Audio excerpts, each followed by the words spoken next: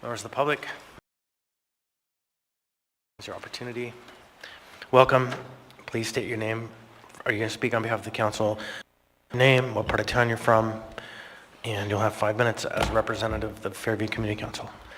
Thank you, Mr. Chair. James Thornton, Fairview Community Council. Thank you all for your service. Through the chair, I am speaking tonight in support of AR 2023-43 or for additional funding for our neighborhood and emergency shelter, however we can get it immediately. I'm also speaking on behalf of the residents and business owners in Fairview, many of which have lost all faith in these processes due to decades of neglect and social inequity. Fairview is a place where people make the difference. And quite frankly, it's because they've had to on their own to survive historically. I think we can all agree that Fairview has shouldered enough of the burden of services or well in excess of its fair share over the years in Anchorage. This imbalance has ruined lives and businesses and continues to this day to send out a message that certain parts of town are not equal to others. I beg you to help us change this together. I volunteered to go on a tour of the Sullivan when leadership changed over. They wanted to bring us in, so Karen and myself came. As I approached an APD rig, this was prior to the appropriations, an APD rig like fishtailed past me towards the entrance to the warming shelter, and I thought, wow, well, that's a little different. And as I walked to the side, there's like a corridor there, there was something going on, and I saw the two Henning leaders there starting to address a man being stabbed. As I kind of walked, I was just everyone was sort of walking around, wow, what just happened? And they go, watch your step. I'm walking in pools of blood, and I see that the man is pierced straight through the chest, looked like right below his sternum, and he was foaming at the mouth, and he looked like he was going to die right there, and they were applying pressure, and I thought, that might be it for him. Anyways, he got taken away by an ambulance, and we went on our tour, and I still haven't heard back on whether or not the individual made it through, which weighs heavily on me.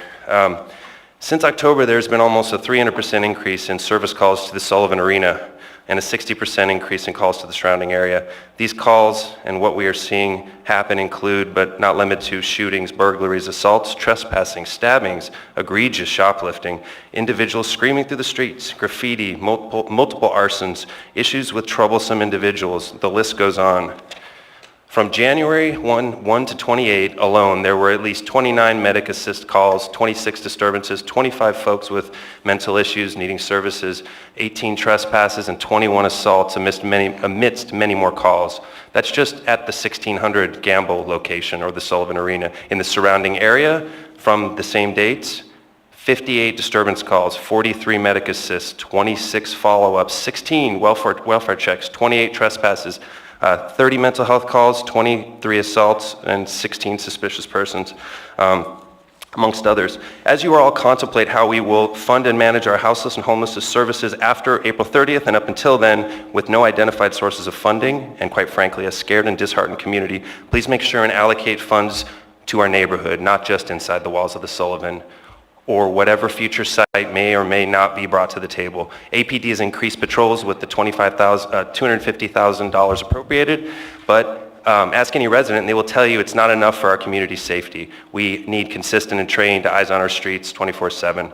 My last comment is to all of those people and agencies out there who have asked Fairview over the years and recently to appreciate the data related to these issues. Data is critical to the puzzle and should be respected. But until you walk a week in a Fairview resident's shoes, day in, day out, and appreciate what's actually happening on the street and these devastating impacts, your comments fall on deaf ears. Ron Alib is a good man, and look at what these issues and a lack of humane and equal treatment have done to him, his aspirations, his family is an example, one of many. There's a photo of him on the Friends of Fairview Facebook page with Rosa Parks. And it makes me really sad because you could see that hope in his eyes for a bright future.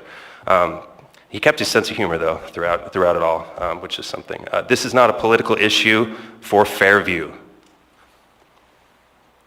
This is about safety, security, and quality of life, period. We will take caring, compassionate help from whoever offers it. Thank you for those who are helping today. Please secure additional funding for our emergency shelter however you can and continue to facilitate the distributed model to assist us in our long-standing fight for fairness for Fairview. Thank you. Thank you.